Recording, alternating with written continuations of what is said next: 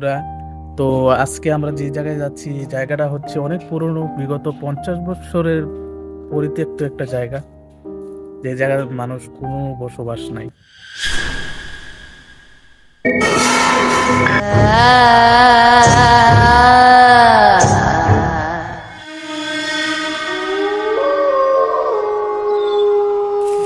तो थोड़ा दिखाओ।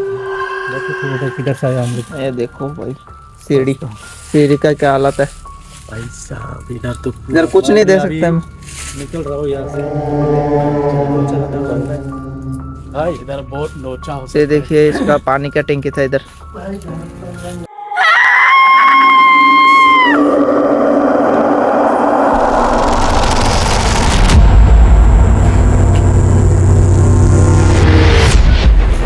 দর্শক, এখানে আর এক মুহূর্ত বলার মতো না, এখানে আর এক মুহূর্ত থাকার কি ভাই, অবস্থা নেই ভাই।